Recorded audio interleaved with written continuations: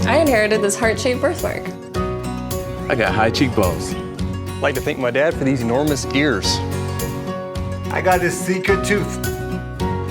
We all inherit something, like the risk for breast cancer. A tendency for high blood pressure. Or the potential for colon cancer. DNA can affect your health too, so take action. Join MUSC's Community Health Research Project. Visit nrdnasc.org.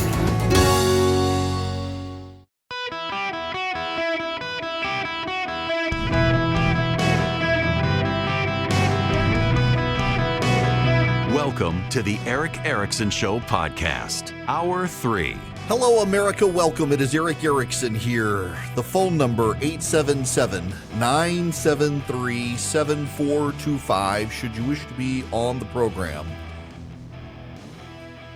I want to come back to your phone calls here in a bit.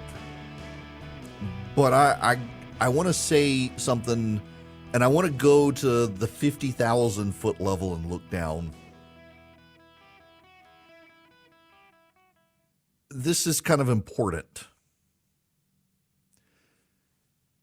A lot of people will have strongly held opinions one way or the other about this Supreme Court, these cases on affirmative action and free speech and student loans.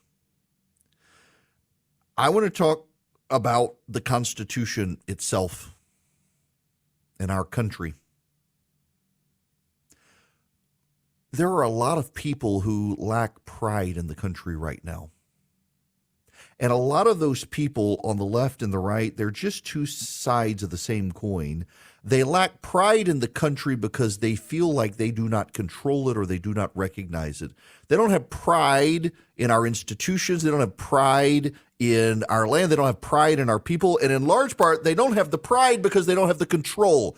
And they view their relationship to this country in a transactional way that if I can't be in charge, well, I hate this country. We see that a lot from the left. And unfortunately, there are some people on the right these days who feel the same way about this country, that they don't feel dominant. They feel like they're surrounded. They feel like their culture is belittled. And so they hate the country. They hate the liberties of the country. They do not like the people in charge of the country on the left and the right. And they fail to realize how much better we have it than others.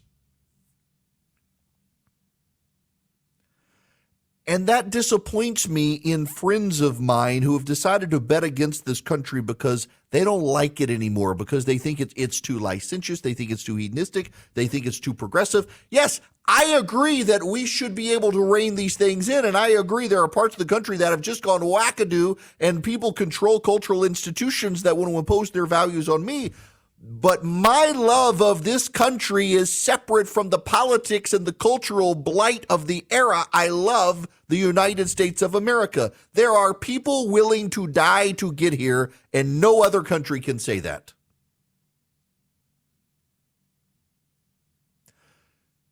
When one heads north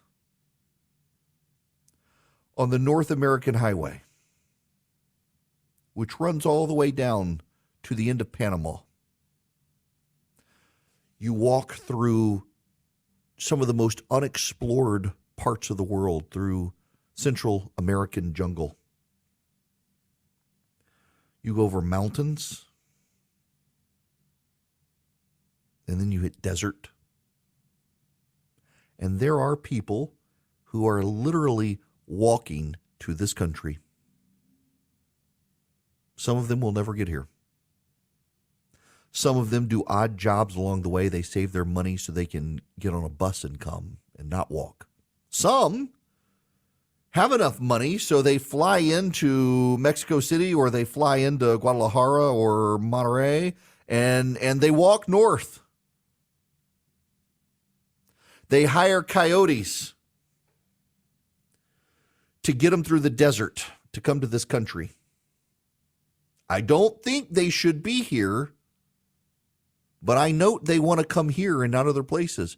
There are Ukrainians and Russians, Iranians and Chinese who fly to Mexico and try to get here and walk across the border. Some, I'm sure, are nefarious, but not all. Some are trying to escape their homeland.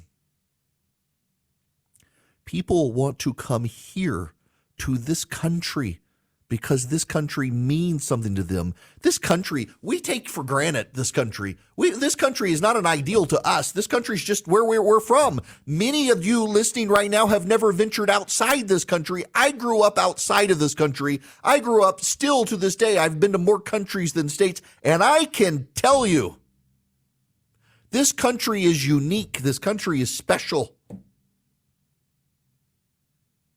No one is hitching a flight to try to walk into the Netherlands or Spain or Turkey or Iran or Russia or China or North Korea or South Korea or anywhere else. They're coming here. To many of you, it doesn't mean anything because it's just where you're from. An accident of birth. You are American. And I know people in the conservative movement who talk a big game about this country, but when confronted privately, they say, well, everybody says that about their country. Everybody believes their country's the best. No, the hell they don't, because you got Russians, you got Chinese, you got Iranians, you got Turks, you've got Cubans, you got Venezuelans, you've got Mexicans, and they're all coming here. They're not going to those places.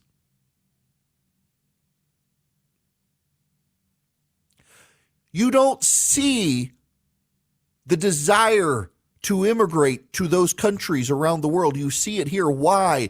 Because for you and me, it's where we're born. We just happen, by the grace of God, to be American. These people want to be American. They're willing to die in some cases to get here.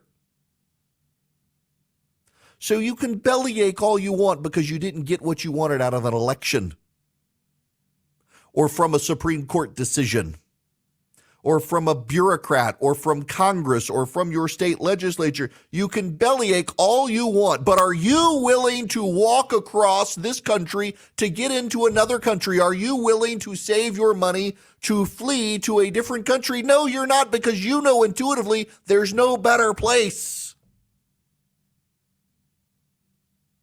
And so many other people around the world, they're willing to die to come here. They're willing to cross a desert on foot to come here. They're willing to hire gang and drug lords to ferry them here and hope they're not accidentally being sold into human trafficking.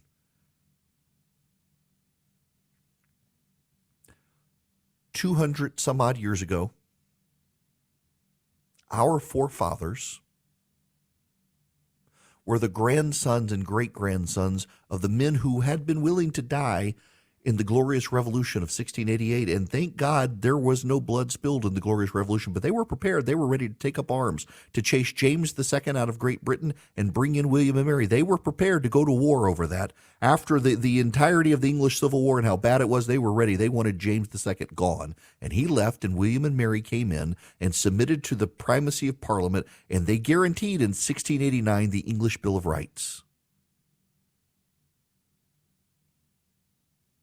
And then some of those grandfathers and great-grandfathers or their sons got on boats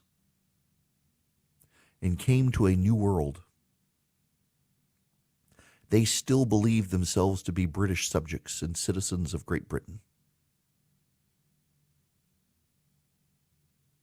They believed themselves the heirs of the Glorious Revolution and entitled to the English Bill of Rights.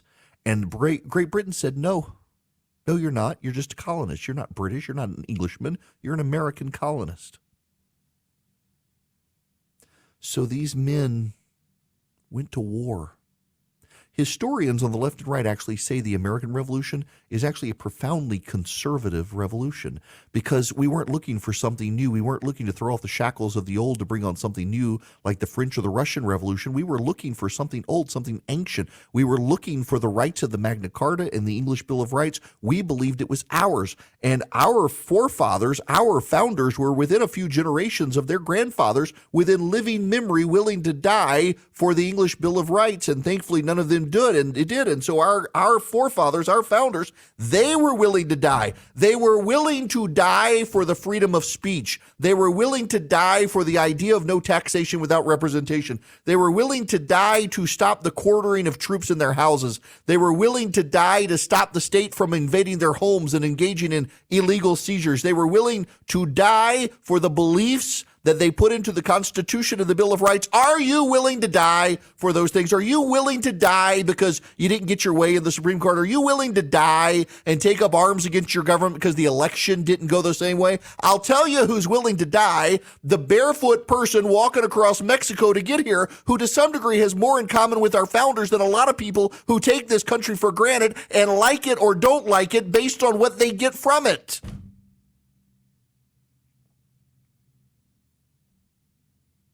I love this country whether I get what I want or I don't, because I know the history of this country. Ours is not a country of blood and soil. It's a country of ideal and idea. We hold these truths to be self-evident, that all men are created equal. They are endowed by their Creator with certain unalienable rights. Among these are life, liberty, and the pursuit of happiness. That is why we exist. On a landmass, no less. But we exist because of the idea. Our founders pledged their lives, their fortunes, their sacred honor, laid down their lives if they must, and 5 of them were captured by the British. Several of them had their sons killed. One of them bombed his own house because he was under the impression the British General Cornwallis had taken up residence there. Are you willing to turn guns on your own house? I have friends these days who say, I don't want my kid joining the military, fighting for this country. Why the hell not? You don't want to fight for this country that's giving you everything? Sure, you're going through a period of time and a political realignment where things don't look exactly right and your guy may not have won an election, whatnot. Are you kidding me? Would you rather live in China or Russia? Would you rather live in Great Britain or France that's burning down today because of a police shooting of a kid? Or would you rather be an American? And if you're not willing to lay down your life for the country, or you're willing to defame the country because you think, oh, the wokes are in charge right now. Really? Are there things our country does that I don't like? Yeah, you're damn right there are. We're always in pursuit of a greater, better union, a more perfect union. I don't understand the people who, because things didn't go right for them in one way or another, they hate the country. You can leave. We'll let you leave. But none of you really want to. Because deep down, you know the country's still good. The country's still worth preserving. The country is still worth fighting for. There are those on the right now who droop with disdain for the country. They hate the military. They hate the institutions of the country. And it's all about, much like the left, the power. They don't have the power. They don't have the control. They feel alienated from it. And so they've decided they hate the country, not just the institutions of the country. The people will repudiate them. The people always do repudiate those who hate America. You should never bet against America. Never bet against America. I would rather the person who's crossing the Rio Grande right now illegally than the person who is born here and despises this country because it doesn't give them what they want. This person's crossing the river right now to come here, put in sweat equity, and send money home to take care of their family, and knows they can come here and find a job. And I wish we had a better system. I wish we had a wall so they couldn't get here. I wish all these things were possible. Woulda, shoulda, coulda. Maybe they will. Maybe they won't. But I sure do admire the person who's willing to abandon their family to come here to make money to send home to their family and know that in America they've got an opportunity they don't have anywhere else. Too many of us have those opportunities here. We take them for granted, and we, in laziness, despise this country. We become so poisoned by the politics of the age that we reject the beauty of this country, institutionally, the beauty of the Constitution, the logic and the rhythm and the rhyme of this country's nature and being, because we just take it for granted because it's all we've ever known, and the people who have never known it and want to know it are willing to die to get here. God bless the United States of America. The Supreme Court has, in the last 48 hours, reaffirmed that we are all created equal, that this government is created by the people, for the people, of the people, and cannot compel the people to think or speak in ways that those people's conscience violates, that the president is not a dictator who cannot unilaterally discharge the power of the purse, and that discrimination in all its forms is invidious and wrong. And there are people on the left upset with those things today. And they'll be mad at the institutions, and they'll feel betrayed. And some of them will hate the country, and some of them will say, well, I'm packing up and leaving. This isn't the place I go. Well, go on, go. Good riddance. Today, We're still the land of the free and the home of the brave, and I'm very thankful for it. And you should be too. Hello, it's Eric Erickson here. Open Line Friday, this wonderful Friday afternoon. The phone number is 877-973-7425. Back to the phones we go. Daniel, welcome to the show. Hey, Eric. While I was waiting for you to call, I actually ordered some Omaha steaks on my Patriot mobile phone. Excellent. So I'm just, and I wanted to call you and ask you, can you give me, I'm not sure if you know more information about the new DA oversight bill or the committee as far as how it, oversees district attorneys. I was actually reading up on an article where there is a hearing against the Piedmont Judicial Circuit District Attorney Deborah Gonzalez, who possibly destroyed evidence in cases. And I didn't know as far as how this new oversight committee would, deal with that. And of course, Okay. Randy Willis. Yes. Okay. So this is absolutely, Daniel. This is hyper specific to Georgia for y'all. But just so background here in Georgia is Soros got elected a lot of progressive DAs around the country, including here in Georgia. One of them is in Athens, Georgia, Athens, Clark County, hyper progressive and also highly incompetent. The woman's just inept. And there are two counties in that circuit, Athens and Oconee County. Oconee County is where one of my great stations, in fact, my original station, WJU is, and they people up there are just appalled at the DA there. She's bad. I mean, like objectively not a good DA, overwhelmed by the job. And so the state legislature has authored legislation that can strip her of her office. But there's a process and complaints that have to go through and a review. And I believe that they're headed down that path with her, but they haven't gotten there yet. But I will be surprised if she keeps her job long term. She genuinely is incompetent, and that's objectively so. Now, I want to take more of your phone calls here. We'll round out the show that way. 877-973-7425. It's an open line Friday. I got to note that in the last 2 days, we've gotten calls from Oregon, Montana, from Connecticut, all over the place. Y'all are calling from everywhere, so thank you. Right now, I got to tell you about Vision Computer, y'all. My son just stays in his room on his gaming PC, which is good and bad. We've had to put some restrictions on it. But what continues to amaze me is he has not asked me once to help him with his computer because he can call. Now, he's 14, and he can call Vision Computer, their tech support, and they have guided him through everything. The only thing he asked me today I need to help him with, he's got a loose connection with his monitor. That's obviously something that I have to help him with, but he knows it because he talked to Vision and explained the problem, and they told him, you looks like you got a loose connection, and he couldn't figure out which one to connect, so I got to do that this afternoon, but otherwise Vision's done it for him. They can do that for you and your family too, or for your business, so your employees can call Vision instead of you having to come troubleshoot their computers. They can build the computers, they can fix the computers. VisionComputers.com or 404-COMPUTE. Call them at 404-COMPUTE today. Start a relationship with Vision Computers. They will not steer you wrong, folks. 404-COMPUTE. Hello there. It is Eric Erickson here. I am delighted that you're hanging out with me. Of course, I've already gotten one email from somebody in Alabama to tell me how awful this country actually is. Just remarkable because of the behaviors of some no longer loves the country. Just some people are so broken by the news of the day. Sad, really. 877-973-7425. Should you wish to be on the program, happy to have you. Got a lot of people still asking about the Supreme Court cases, want to chime in on them. Let's go to Larry. You're going to be up next. Welcome to the show.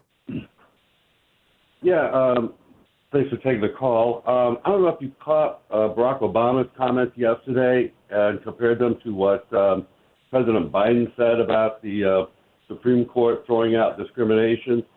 Because Biden said, anybody that's got money and influence can get their kids into college. This was designed to help those who needed it. And Barack Obama said, this is how Sasha and Malia could get into college. Well, the man is connected and has money, I do believe. Yeah. Yeah, exactly. None of their arguments make sense here. You know, so Larry, I'm glad you say this because I'm on an email thread with people, and across the board, it's not a monopolitical viewpoint in this email. There are some progressives, Democrats, Republicans, conservatives, libertarians, and it is widespread unanimity, even among the progressives in this big email group, that the dissenting opinions on the affirmative action case were really poorly argued. And they were. They were really poorly argued. And the response from the Democrats has been poorly argued. Interestingly enough, so there's a piece in the New York Times by an environmental studies professor who's black. And he's afraid that there will be more racial gamesmanship with the end of affirmative action, that people will, in their essays and the like, as some have argued, go out of their way to sound more black, to play up grievances or downplay their culture or whatnot. But he talks about just how pernicious affirmative action is in the gamesmanship of college, where a black student has to play up being a victim and an Asian student has to go out of their way to not sound Asian, and that it's still a door for the privileged elite to send their kids. You know what you could do tomorrow to really solve the problem in these elite institutions? Get rid of legacies. Notice how all of these people refuse to get rid of legacy students. That is, prioritizing the students of people who previously came. You really want to make Harvard egalitarian or equitable? Get rid of the legacies and also make them use their endowments to cover the cost of the poor. But they don't really want to do that. Part of the problem here, there are two things I think that could be done to improve this system if colleges are really that concerned about it. And they claim to be concerned. They claim that this is a big desire of theirs, et cetera, et cetera. If colleges really care about attracting, recruiting, and admitting more minority students without affirmative action, they can do two things.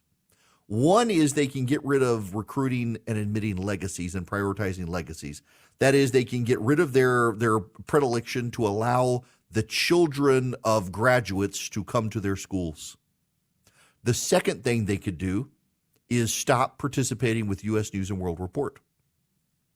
U.S. News and World Report, the factors they use to rate colleges, prioritize the colleges that are wealthy and have high quality graduates who go on to big jobs, which in many cases are those legacy students.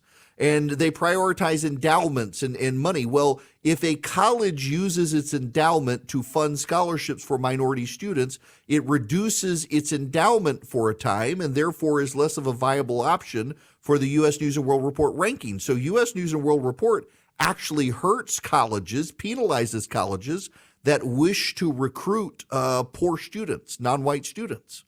So stop participating, stop sending data, kill off the U.S. News and World Report college rankings. It's a scam anyway. A few big institutions have finally started doing it. Everyone should. Concurrently, stop admitting legacies, stop prioritizing legacies. You do those two things, you don't need affirmative action, but you will notice very few schools want to do either one. Very few do. A lot of them just want to use affirmative action to give themselves a pass on having to recruit non-white students and actively pursue poor students. And U.S. News and World Report incentivizes them hiring or recruiting students of means so they don't have to flush their endowments and scholarship money. Back to the phones. Alex, welcome to the show, Alex. Hi, Eric. Thanks for having me again. I want to embellish all your comments that I agreed with in regards to our country and how fortunate we are to live here. Oh, absolutely. Embellish away. I'm from the same hometown as a fellow named Mike Ditka, who's pretty prominent in the sports world.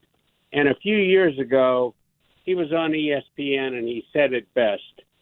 On these athletes that were unhappy with what was going on in America, he said, listen, if you don't like it here, get the hell out. He said, this is still the best country in the world, bar none, even with all our problems. It is. Amen. Go ahead. In regards to the Supreme Court decisions and these politicians bashing it, number one, the guy at the top has no business bashing our judicial system, especially the Supreme Court, and he didn't have the right to sign off on student loans. That was supposed to be an act of Congress.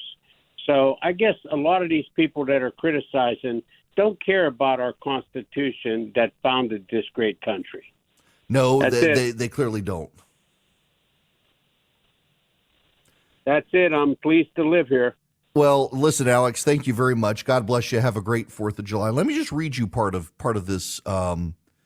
He says, America is what it is today, not what it was 75 years ago or 150 years ago. America exterminates more babies per year than many, many countries. How many do we slaughter a year? You know how many. Oh, but we make a lot of money. Pat on the back. How many youth get slaughtered in the streets of America every year? Are we proud of that? We are chopping off kids' body parts and calling those who oppose it evil. Are we proud of that? We have states literally working to destroy families and lives in the name of their political religion and idolatry. How free and brave are we really? How many stories of people getting their lives ruined by the government and the justice system? How many? Are we that free and that brave? Maybe today you've been lucky and fortunate. Our FBI now seeks out and persecutes those not aligned with a certain political party. Really? So let me just stop here. I appreciate the concerns about abortion in this country and transgenderism in this country. It's across the West, not just in this country. But which country would you prefer, sir? Which country would you prefer? Would you prefer to go live in China that eradicates you if you're a person of faith? This guy says he's a Christian. You will be killed by the Chinese government and re-educated. Would you rather go there? Or would you rather go to the state of Florida that has prohibited transgender surgeries for minors and abortion? Where would you rather live? Yeah, you can say California is bad, okay, but California is part of the union. They don't get to impose their values on you. We live in a union. I didn't say we're a perfect nation, but always in perpetual pursuit of a more perfect union. The FBI is going to persecute you if you don't agree with a certain party. When have you been persecuted, sir, by the FBI? When have you actually been persecuted by the FBI? I didn't say we were perfect. And people, and particularly on the right these days, I find that people on the right who dwell on these things, we're either good or bad. There's no in between. We can't be more perfect. We can't be in perpetual pursuit of something more perfect. We got to be all or nothing. And also idealizing 75 years ago. When you say we were better 75 years ago, I bet you are not black. Funny how that works. Perpetual pursuit of a more perfect union does not mean we'll ever get there. It's the quest that matters. And I'm not aware of any other country that strives perpetually to pursue its best self other than this country. But if you want to go to another country, you just tell me which country you would prefer to this one. All right. Back to the phones. Jim, you're going to be up next. Welcome. Yes, Eric. On that student loan forgiveness, about 25 years ago, my daughter took out a $40,000 student loan. And she had paid back about $30,000 when she heard about the student loan forgiveness. She applied and got a letter stating that if you paid on your loan for over 20 years, they would forgive up to $20,000. She then reapplied and received a letter a year ago stating the remaining $10,000 on her loan was forgiven. So with today's announcement, I don't really know, where the truth lies. Okay. But, I can tell you, if that letter forgiving her $10,000 was based on President Biden's use of the HEROES Act, she will have to pay back that $10,000. If it was separate from the HEROES Act, she won't. I think it was separate, but I didn't know that they had more than one program. And I told her, I can easily pay back the $10,000 if necessary. So, but yeah, I was just one. So there are some student loan programs where if you, based on your job or your income, what you do or did out of college, if you pay back so much, they'll forgive the rest over time. There are some of those programs. Not a lot of people get into them. God bless her if she did. But then there is the government, the HEROES Act, that Joe Biden used to forgive all student loans up to $10,000 up for certain income levels. And if the forgiveness came under that, she will have to pay that back. Okay. Well, whoever she does, I'll take care of it. But anyway, Perfect. Thanks Good for you, Jim. Thanks very much. Have a great Independence Day. Rowan, you're going to be up next. Welcome to the show. Hi, Eric. Longtime fan. So the Supreme Court may be one of the best and strongest Supreme Courts in a long time, right? For what they did this year and last year. And it's been Mitch McConnell's life's work for a long time coming. And we saw them hand the Biden administration a big, big blow with the student loans. Do you think this will be the end of the federal government overreaching, especially when it comes to people saying the federal government will pay off my student debt? So yes and no. Biden has said he's going to come up with an announcement this afternoon. And in that announcement, he's going to try to find a way to bypass the court, which is really funny. Can you imagine if Trump did that, what the reaction would be? I don't think he can. What the Supreme Court said today is that this is a major act, a major power of the federal government, which means Congress has got to be involved. Biden cannot unilaterally forgive. He's declared an end of the COVID emergency, so he can't use emergency powers to defer them again. He can't indefinitely defer because that's the same as forgiving them. I don't know what he's going to try to come up with, but something. I suspect the Supreme Court will weigh in again here and try to come up with something. But good luck, Joe Biden, trying to do this. Remember, folks, until the moment he did it, Joe Biden himself said he couldn't do it. Nancy Pelosi said he couldn't do it. Barack Obama said they couldn't do it. And then he just did it as an election issue. It was absolutely pandering. He never actually believed it was constitutional himself. Jim, you're going to be the last caller today. Welcome. Jim? Eric? Yeah, Hi there. I'm sorry. I just want to underscore just what you mentioned. Earlier you read through a long paragraph about this ruling, and Speaker Pelosi, the minute President Biden came out and said, we're going to forgive these loans, she put her foot down and said, no, Mr. President, that is not your job. It is the job of the House of Representatives. And I thought, well, God bless her. There's one of the most liberal people in the country gets it. And I really want to underscore that to people. If they think this is all just a conservative thing, it's a long way from that. Yeah. I mean, Obama, Biden, Pelosi, they all agreed until the moment Biden didn't. Interestingly enough, I have not seen a statement from Nancy Pelosi yet today on this. I'm going to be curious to see. Yeah, probably so. I'm going to be curious to see if she says something on this because, I mean, if y'all weren't here for that, John Roberts, in his majority opinion, cites Nancy Pelosi's statement, presidents can defer and waive, but cannot unilaterally forgive student loans. Absolutely hysterical. By the way, if you want to laugh for this is one of the reasons that so many people on the left are so upset with a group like Patriot Mobile, because they have actually been funding conservative groups that have pushed these cases before the Supreme Court, and they've been funding great candidates against the wokes on school boards. If you are a subscriber to Patriot Mobile cell phone service, you played a small role in making this day possible because they take a portion of their profits and they fund the conservative causes you care about. And all you have to do is go to patriotmobile.com/Eric today, patriotmobile.com/ERICK, move your cell phone service to them. You get guaranteed service, great rates. You use the same cell towers you're probably already using, so you don't have to worry about quality. And then they take a portion of their profits and give it to the causes you care about. And you get discounts. If you're a veteran, first responder, an NRA member, a teacher, got a lot of lines for a lot of kids who need phones, they can save you some money.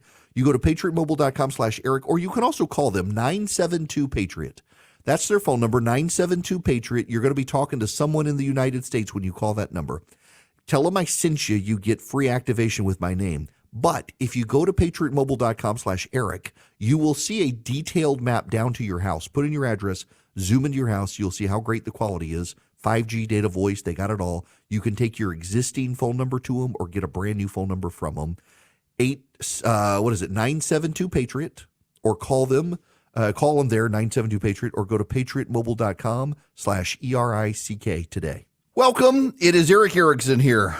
We head to an Independence Day weekend where it's not on the weekend. It's going to be Tuesday, so some of you will be at work on Monday. Some of you won't. I'm going to take off Monday. I'll be with you the first hour Tuesday for Independence Day. I don't want to leave you hanging.